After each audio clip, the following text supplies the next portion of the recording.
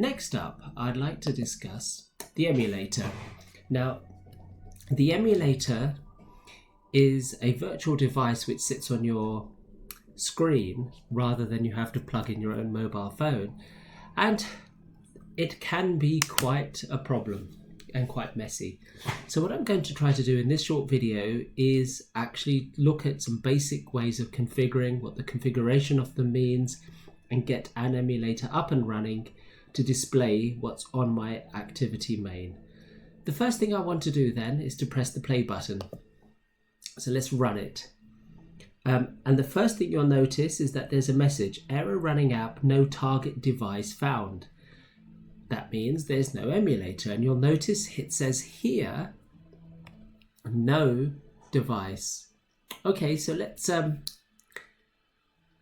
go to it. Let's open what's called the AVD manager. Click on that and it will open up this. Now this screen is quite crucial. What you might end up doing is defining several virtual devices until you settle on one that you're happy with. So the process is simple. You press create and then you'll go to the category which is phone. Obviously you have different types, but with phone we're interested in. And what I tend to do is go for a relatively low spec one. You'll spot there's Pixel with high resolution. I tend to sort of scroll down and see if we can find something that's fairly low spec. Something like the Nexus S will do, because it's quite a low small screen resolution and so on. Now, the logic of this is that you'll have to settle on one in order to design your interface. But this initial step is just to show you the process of how you get an emulator going. So I'm going to pick a simple one down here. And what you do is you select it, you press next.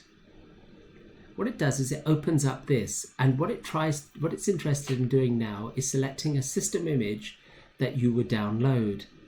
Now the system image is related to what's called the API level, and the API level you might like to think of as the ability of that system image to do different things.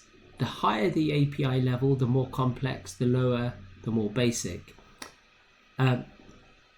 It's a good way of thinking about it. Let's just select one, the lollipop. You select it and you press download. Give me a second. Should I just click on that? And then it will open up a license window. You click next. You'll notice there's a download bar here.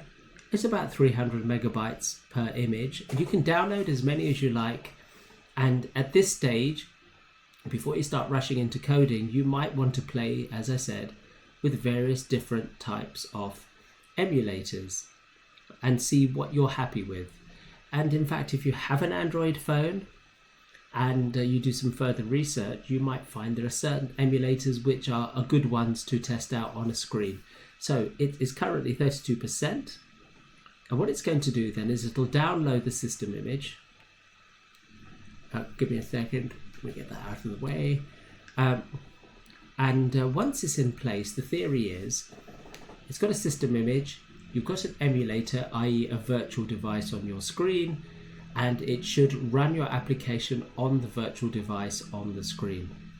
Okay, so that's in the process of running.